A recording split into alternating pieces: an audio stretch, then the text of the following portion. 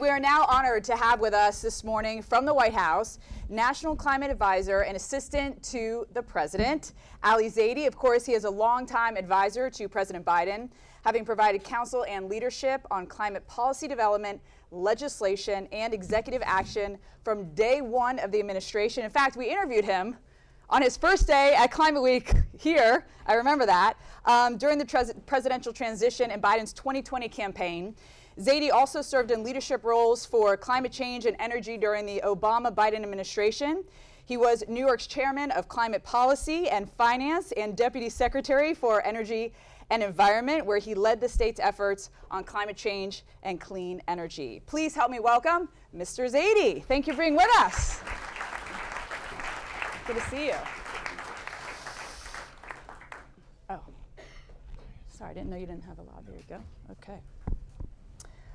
Hi. Hello. Hello. Everyone's really excited to have you here, and we're going to ask some questions in a little bit. But first, let's talk about, some of the journalists might not be as familiar with your role in the Biden administration. Can you briefly explain your responsibilities and how they do or don't overlap with John Kerry or the head of the EPA? So on day one of the administration, and thank you for having me here, on day one of the administration, the president set up a new office in the White House called the Climate Policy Office. And for the first time, and it was headed at the time by my predecessor and my dear friend, Gina McCarthy, who had previously been head of the EPA in the Obama years. It was set up to have in it two critical capabilities. The first was subject matter expertise in every sector of the economy. So folks who knew something about buildings, decarbonization, agriculture and lands, transportation, electricity, and so on. And then folks who understood the sort of cross-cutting currents in climate, analytical capability, data innovation. And our job has been from day one to advise the president, of course, day to day, but also to bring together the full government on solutions that oftentimes require handoffs. So Michael Regan runs the EPA, but for power plants to be built to respond to, for example, his regulations, we need the Department of Energy funding certain innovation. We need the Department of Interior siting and permitting lines. So it requires different parties coming to the table. Our job is to convene that. The other big piece of business for us right at the outset of the administration was to formulate, design, propose, and then negotiate what became the biggest climate law passed by any country anywhere in the world. Which we're going to get to in a minute. But first, we had the opportunity to interview President Biden on the Weather Channel last month, and we asked him about declaring a climate emergency, and he said he had, quote, practically speaking, he had done that. But at this point, he hasn't used all the executive orders in his disposal to do things like halt crude oil exports or suspend the offshore drilling. Explain why this administration doesn't think it's necessary. I think the president from day one has directed his team to constantly, it's not a point in time effort, to constantly be evaluating new authorities, existing authorities, to assess their efficacy in delivering what is promised, and understand their durability from a litigation perspective and administrative challenges to getting those done. So I'll give you one example of something we just did this week, right? So, we passed the Inflation Reduction Act a year ago. We've taken many steps since then. Just this week, we launched the American Climate Corps. This was the product of a proposal that the president put out during the campaign. It was part of the Build Back Better legislation. It did not get enacted. Then we sort of took a step back, looked at our executive authorities, our tools. We've now stood up, as of this week, a corps that will not only enlist young people in the work of climate change, but deliver them a streamlined pathway to long-term jobs and federal service, a educational benefit through executive authority. So we're constantly looking at new ways to go faster and faster. That's thing number one. Thing number two is there's a real canon on emergency powers in this space. In fact, some of the law scholars that sit on this campus have literally written the book on the topic. And when you double click on climate emergency. There are very specific, and I'm giving you the long form answer, but That's okay. like like meteorologists, climate advisors sometimes go long, I guess. The long form answer. So when you double click on it, there are a number of authorities that people refer to when they say climate emergency.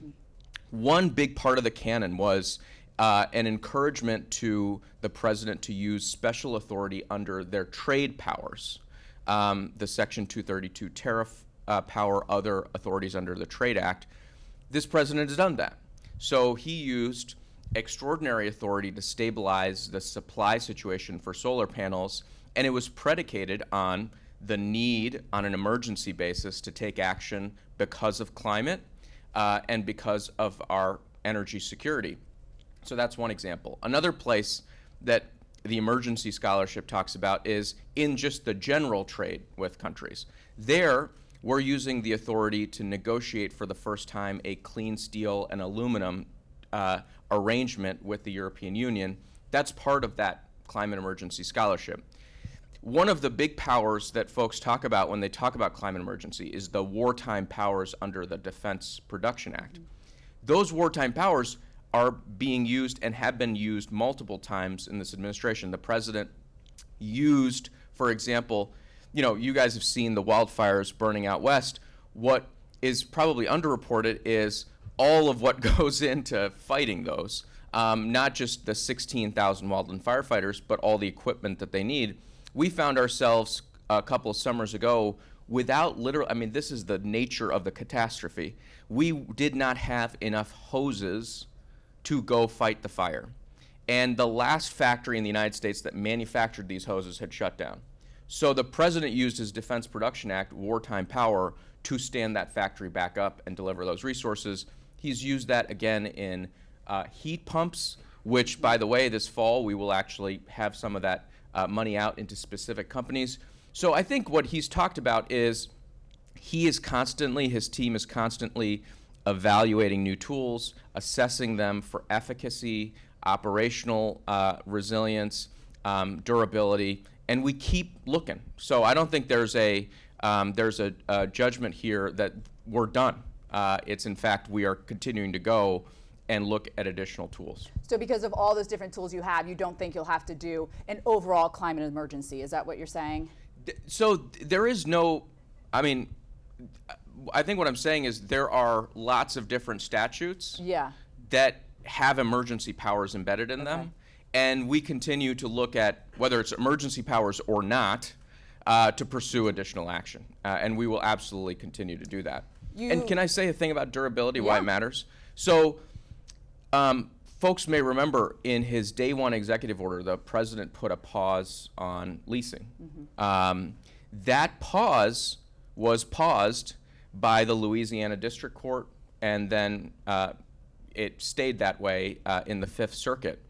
It also resulted in taking away some of the discretion from the Interior Department in its management of offshore waters. That litigation did. So we've got to think about action in a way that doesn't take our discretion away to do the more responsible thing. And that's part of when I say durability. It's we've got a court system that we're accountable to, and we've got to work to meet those folks where they are.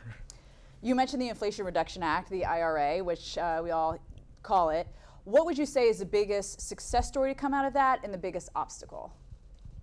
I think the runaway success story 1 year in to the Inflation Reduction Act is that it has sparked really an unprecedented manufacturing renaissance around the country.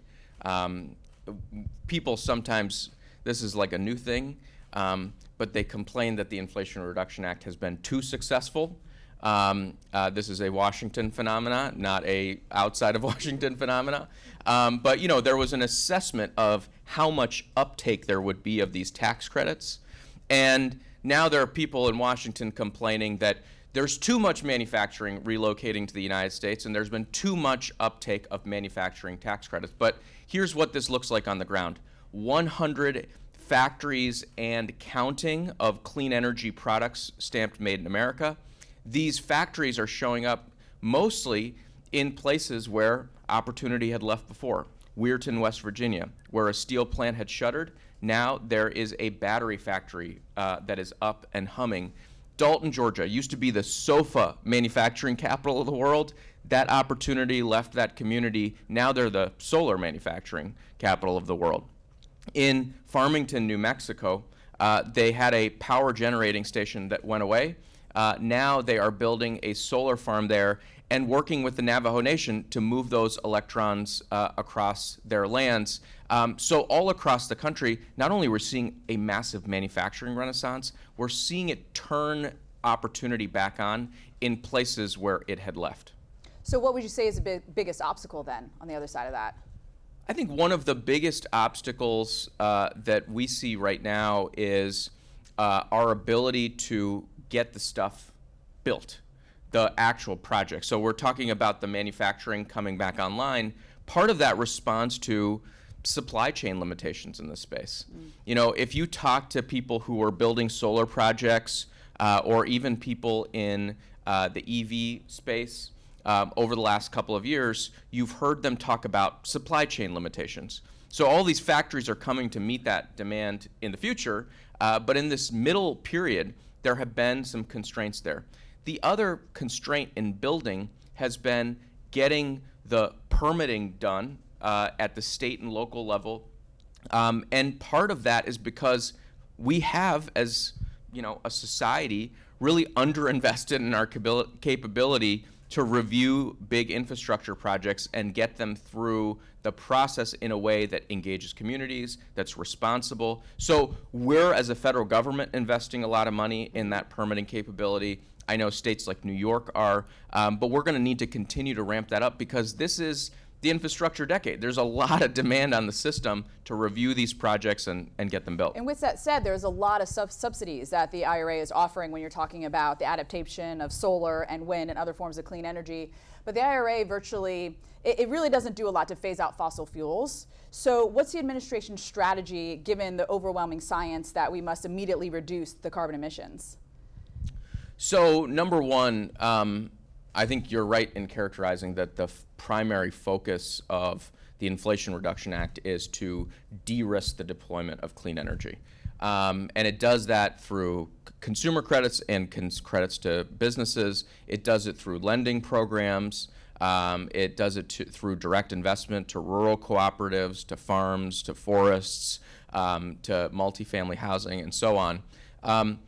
One of the strongest strategies we have on limiting the emissions from fossil fuels is to reduce the demand for the fossil fuels.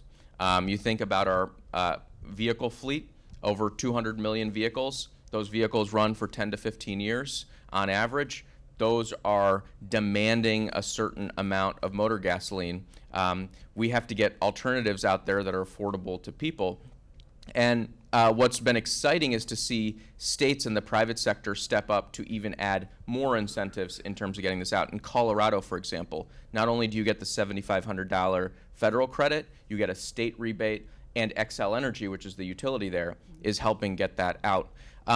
In terms of in addition to reducing the demand, we've got to manage the future of supply as well. There is a near-term need to maintain stable supplies.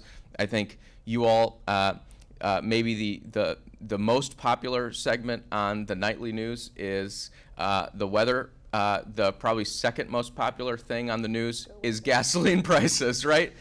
Folks want to know where that's at. So there is a near-term play in this, and frankly, the president has done a lot to make sure that at this moment of consumer cost inflation produced by the pandemic, produced by the Russian aggression and other macroeconomic headwinds, that were there for consumers. But he's conserved over 20 million acres of land. Just earlier this year, or earlier this month rather, he announced massive expansion of protections in the Alaskan North Slope. And one of the things this administration's done that's really path-breaking, and I say this having worked at different levels of government and in the federal government previously, is to require analysis around climate as part of whether it's infrastructure project development or it's new leasing decisions. That analysis is critical to inform decision making that will help us align to where we need to go over the long run. Let's dive into solar a little bit more here, because the Sunshine State, Florida, just surpassed Texas and California as a state with the most new solar projects in 2023, and yet Governor Ron DeSantis has shown disdain for the climate agenda. How do you scale things like renewable energy when this is the type of leadership that you're up against on the state level? Well, you know, I was with a group of 25 governors yesterday that launched a new commitment to get 20 million heat pumps installed by 2030. Heat pumps, by the way, heat and cool, and they work in very cold climates. I had been in Maine, actually, this summer, where Governor Mills set a goal to deploy heat pumps 100,000 by 2027. By 2025, and they hit the goal 2 years early thanks to the Inflation Reduction Act. So we're seeing governors and state and local leaders step up in a big way. But yes, there are places where I think the leadership is doing a disservice to consumers by underinvesting in or trying to slow the pace of deployment of technologies like solar, which bring down consumer costs, or of energy efficiency retrofit monies. You mentioned Florida. You know, there's a massive opportunity to retrofit homes, especially for low and moderate income Floridians, and the state has been difficult about taking the resources that are allocated to it through the federal legislation and allowing it to flow to folks to help cut their energy bills. So I think that's a problem, to put it lightly. And this is about, you know, there's going to be accountability around this. We live in a democratic system where people get to express their frustration. And what we know is when it comes to solar, when it comes to efficiency, when it comes to vehicles, we're taking pollution out of the sky, we're putting money in people's pockets. Those are very powerful drivers for people to push their government to take action, and we hope and expect that that will happen. Climate and weather are inextricably linked. $23 billion, I have to say it slowly because there's been $23 billion disasters so far in 2023, which is a new record already this year. Internationally, we've also seen just devastating, loss of life. This month we had all that flooding in Libya that killed thousands. What obligation does the U.S. have to protect these vulnerable communities here and also abroad with all these extreme weather events that are becoming really the new norm more and more? Yeah, the new normal, I mean, you all know this, the new normal is frequent and severe extremes. Yeah. And we have a huge obligation to step up and provide the resources to adapt and be resilient before these events take place, and to stand shoulder to shoulder after they do, and not just leave a few weeks after, but really help rebuild. In the United States, we, through the infrastructure law and the Inflation Reduction Act, have over $50 billion flowing into the work of resilience, the front end work of resilience. And just to give you sort of the comparable statistic, when I worked in the Obama years, there was a moment where we had $1 billion to do resilience. And that was the biggest deal in the world. So think about that ambition level and that resource level increasing by a factor of 50, and us being able to be partners. What that looks like, just very concretely. Since the infrastructure law has passed, the Forest Service, working with state and local partners, has managed over 1 million acres of forest land across the West, which means when the next fire shows up to those forests, there will be less fuel for it to burn more furiously and more quickly. That's a really important thing, and our goal is to do millions of acres more with the resources that we have. It means that we're investing in communities' capability to retrofit specifically. I give the example often of a children's hospital on the Florida coast that now has a cocoon built around it that allows the children's hospital to withstand up to Category 4 winds. Those are the kind of investments that the FEMA BRIC program allows communities to make. And we've got hundreds of those grants. This is not just sort of an abstract concept. Hundreds of those grants working specific projects now all across the country.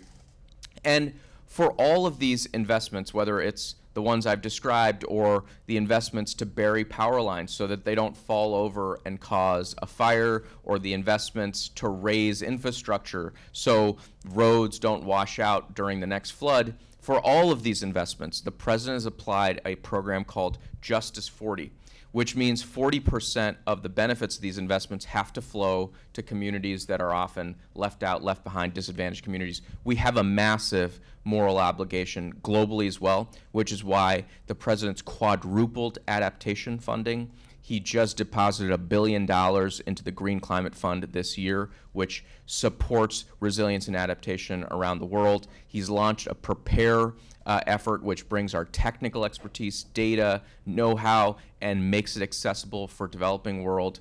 So we got to do this here. We've got to do it around the world. We've got to deal with the challenges we've unleashed, but we have to keep at, to your point, we have to keep at the root cause of this problem. The root cause of this problem is putting greenhouse gas emissions into the sky.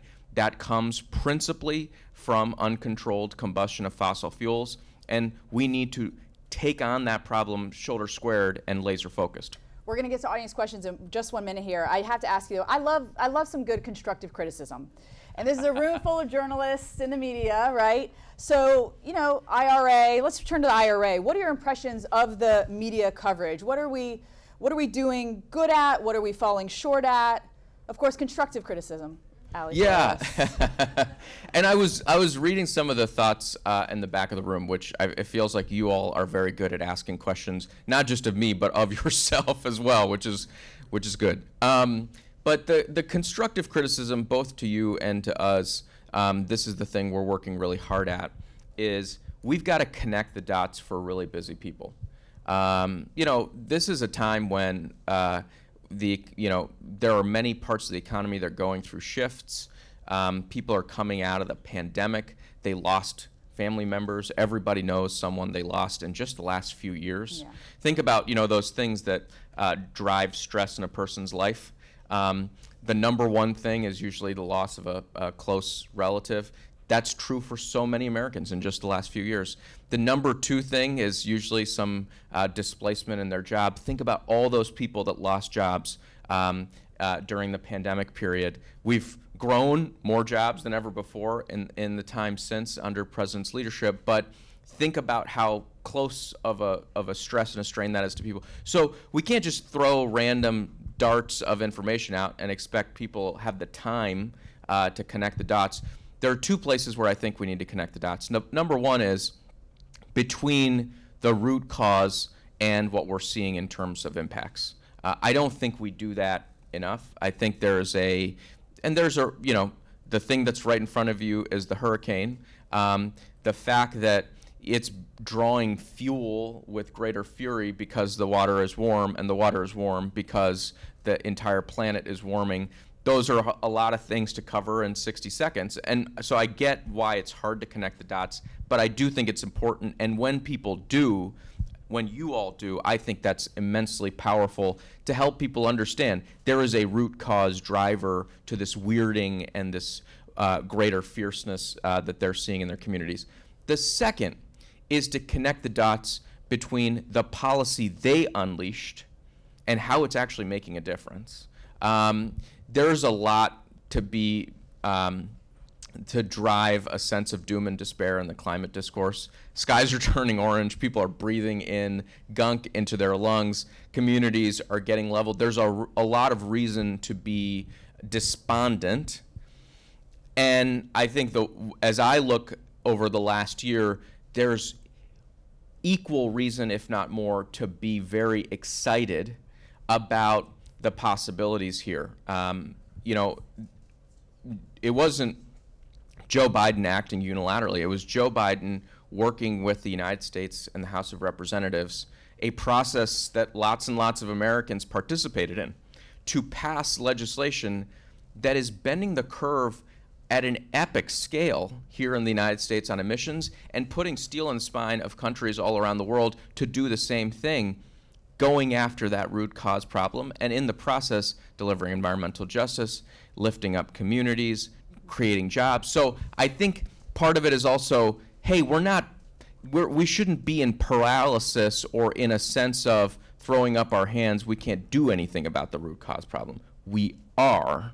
We got to go faster, but we are. And I think that's another place where giving people a reason to stay plugged into the process is really important. The democracy part of this, not the partisan part of this, the democracy part of this is so important. We got to reinvigorate that engine.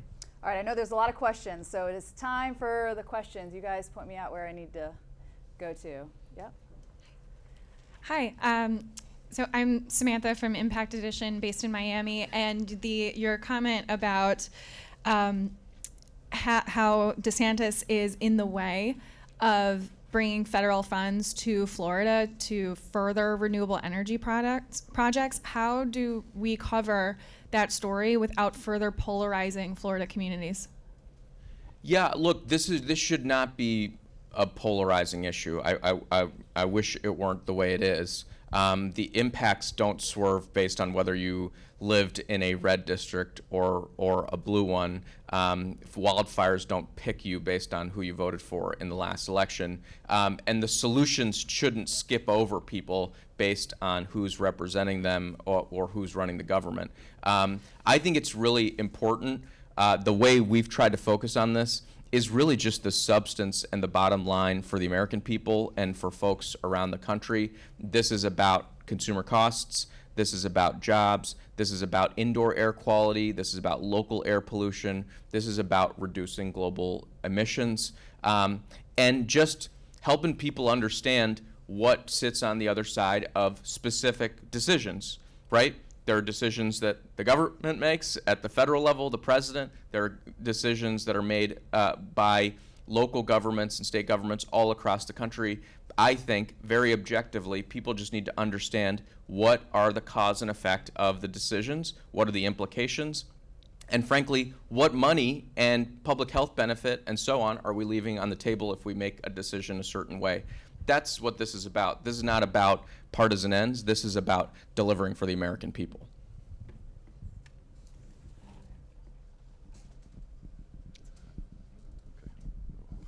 Hi, I'm Mark Hertzgaard. I'm the executive director and the co-founder of Covering Climate Now, which is one of the sponsors here.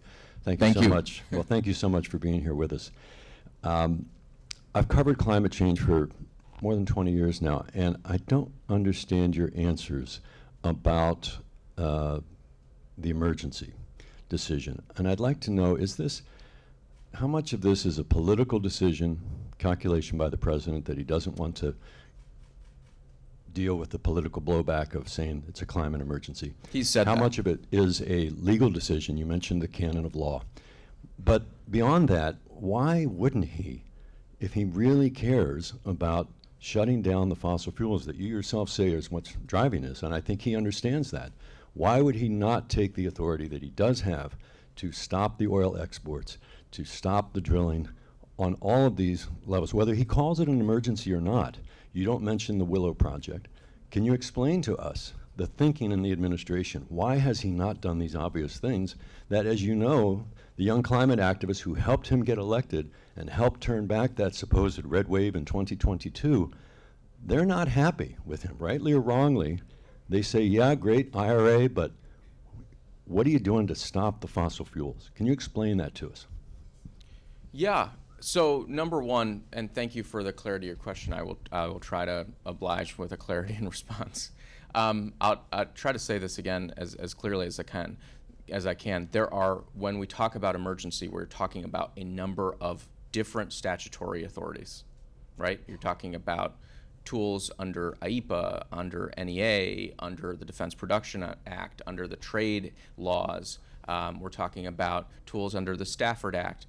And As a general matter, when you take action in the federal government, you assess each of these statutory tools based on your ability to operationalize them, administer them, and know that they can be durably used, right? And so, for example, in the previous administration, there was a use of an authority to use military construction funding to build a wall.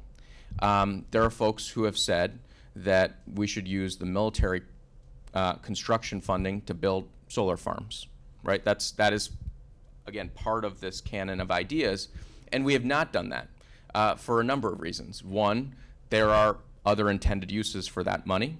Number two, there's a lot of litigation that's taken place that shows that's actually not a durable way to allocate those dollars, that it would not hold up. And third, we have secured funding for solar that far eclipses by orders of magnitude the ability and reach of what had been proposed. So that's one of the many statutes. And I think what I've said is we continue constantly to look at each of those tools, each of the prongs of what's available in terms of emergency power, and try to advance that. That's question number one. Pardon me for interrupting, because I know my other colleagues want to ask questions. I'm not asking you about solar. I'm asking you, are you saying, let me point the question, are you saying then that the administration has decided it does not have the legal authority to do things like stopping a Willow project, stopping the oil exports, stopping, we're now 1/3 of the oil around this world is U.S. oil. So that's what I'm trying to understand. I don't understand why you're not taking the steps that you have the authority to, unless we're misunderstanding what your authorities are. Yeah, respectfully, and I think I am trying to answer literally the question you said, so I can try it again. I was giving you an example of the first part of my answer, which is there are lots of authorities that we're talking about when we say emergency. You've said, why don't you declare an emergency? And I'm saying there are lots of legal tools. We are evaluating a lot of those legal tools. We've used many of them, and we continue to evaluate the ones we have not used. That was part one. Part two is, what can you do about fossil fuel production, I think is the question, not about reducing demand for fossil fuels, not about generation of clean energy, about fossil fuel production. And there, I think the president has taken action that stabilizes short-term supply and manages the long-term investment in long-term assets or long-term production in a way that is very responsible. If you look at the executive order that he issued on the first day he took office, around the pause, the direction, and then what subsequently the Interior Department did was to ask the Interior Department to integrate into the way it conducted its work a focus on managing against climate impacts over the long term, integrating that analysis into every individual decision. These statutes that we're talking about, right? The statute that governs the management of onshore lands is called the Mineral Leasing Act. It's not called the Manage How You Please Act. It's called the Mineral. So there's strong spin on the ball.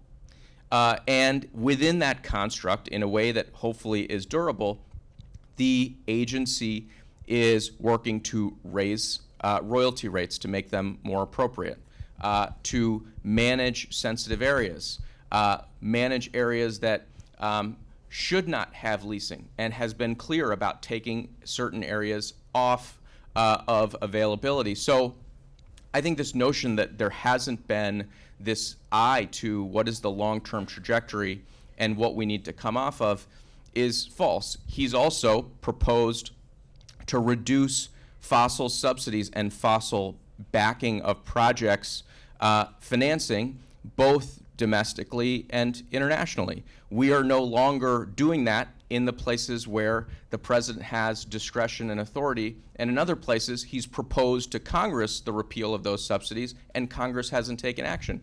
But I think we've got to just be candid about, we've got a system where we have a lot of actors, whether it's Congress that has put in directed lease sales into legislation, which then he's a rule of law person, he's going to have to follow faithfully what's in the laws, or places where he's exercised his discretion where the courts see the law differently and have, through injunction, required him, as the Louisiana court did, to hold lease sales. So if we want to report on, are there additional tools? Yes, there are additional tools. We are using them every single week. We announce additional action that moves us forward.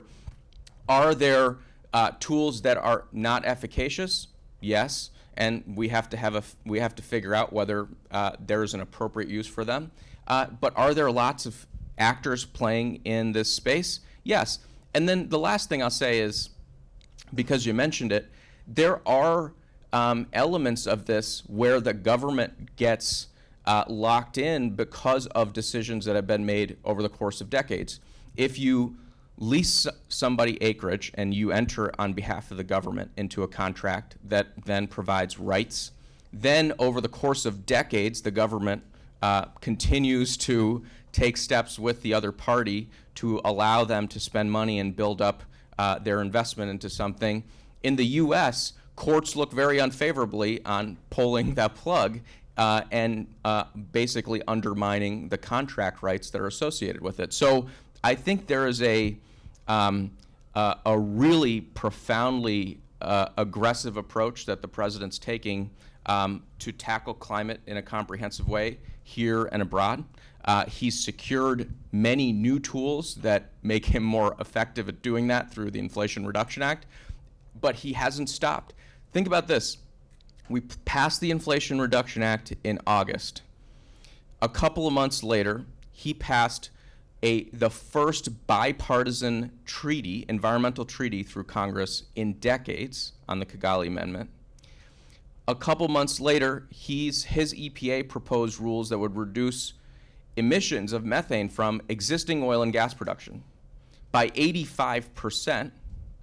A couple of months later, he made deposits into the Green Climate Fund and inaugurated an Amazon Conservation Fund through significant resources mobilized on behalf of the U.S. government.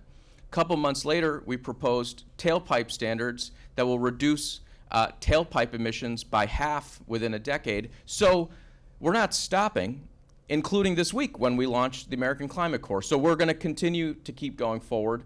And I think we're in dialogue with everybody who's got ideas, and we're in dialogue with our legal and analytical teams to figure out how we continue to find ways to move forward.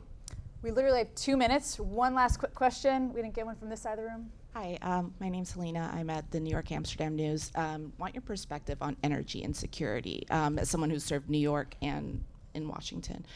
The federal government has had a long-time energy safety net for a home energy safety net program that's administered by states, the low-income home energy assistance program. And it's something that is a safety net that's worked and helped a lot of people, but could go so much further. It's one issue with it is that of all the funds, it provides funding to help people stay warm in the winter, but also cool in the summer.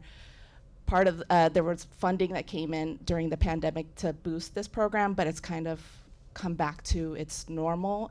Is of all the funding that's coming towards this work, how much of it is there a push to make sure vulnerable Americans are getting protected when it comes to energy bills, when it comes to making sure they can stay warm, stay cool, especially when it kills us if we're not cool?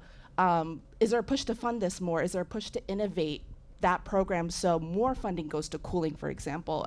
I'm curious to hear, is more money going there, and is it headed, is it innovating in a way that meets how we're feeling climate now? Yeah, I thank you for that question. There are so many Americans today who pay over 15 cents, and have for decades now, over 15 cents a kilowatt hour. That's substantially above the average around the country. It's oftentimes folks who live either in rural areas or in certain urban load pockets. And in other cases, even where they don't have those very high rates because of income and other demands, housing costs and others, there's a disproportionate energy burden. So here are a few things that we're doing about that. First, the program that you talked about, the low-income heating program, LIHEAP, we worked to expand that to cooling costs and send guidance across the states just a couple summers ago because we recognize that cooling is just as much of a concern and burden as heating is. We worked through the bipartisan infrastructure law and the American Rescue Plan to get, to your point, massive expansions in the funding, but we didn't stop there. Our annual request for LIHEAP is higher and continues to try to meet this increased demand. We're monitoring on a regular basis how much LIHEAP balances each state has so that we're working to meet this demand. I think you're absolutely right. This is going to be a heightened need, not necessarily a reducing one. Part of this is also getting at the drivers for the energy insecurity at the family level. Older housing stock, especially for fixed income seniors or low income folks, they don't have the upfront capital to do the retrofits we talk about, right? So we say, hey, you don't like your heating and cooling costs, you should just retrofit your home. Well, that's really hard. Even to put up, we've got tax credits, of course, we've got incentives, but folks say, well, I can't even put up the upfront capital to do this. That's why the president, through the Inflation Reduction Act, created over $9 billion program that's administered through the states that prioritizes low and moderate income, and for the lowest income Americans will foot the entire bill for the retrofit to cleaner appliances, to more efficient windows and doors. And so that will help take the pressure off of programs like LIHEAP over the long run because we're actually making the homes more efficient and we're doing it in a way that actually people can afford. Maybe this is a good way to close out here. Yeah. I mean, the impacts of climate change, I think, and the data, I think, support this, are felt disproportionately by folks who have the least means to adapt to it. And that, I think, makes the work of getting information out more important. And it requires us to tailor solutions in a way that will help address the challenge, whether it's through programs like LIHEAP, through the Zero Emission Homes rebate program, through efforts we have underway to literally reduce the technology cost of deploying this stuff. It shouldn't be as expensive to get out there. Through working with multifamily housing suppliers. This is not just something that should be for people who own their home. It should be people who rent their home or are on rental assistance. It's got to be for rural and tribal housing. And that's why we're making, as an administration, the biggest investment in the rural electricity service since the New Deal, because this challenge disproportionately hits folks in rural areas. But we've got to meet people where they are. Their bottom line is, are my energy costs going up or down? Clean energy can be a solution to that. Energy efficiency can be a solution to that. And a managed approach on the supply side is part of the solution to that. This president has never and will not have as his policy taking a approach to climate that does not work for the middle class and those who seek to be in it. He is always going to pursue a climate policy that lifts more people into the American middle class and strengthens it. We found a way to do that, and we're going to continue, as we've talked about now multiple times, we're going to continue to find more ways to do that and build on the progress using the tools that we have. Ali Zaidi, thank you. Thank you so much. Appreciate it. I'll take that. I'll take it. Thank you all for your questions as well.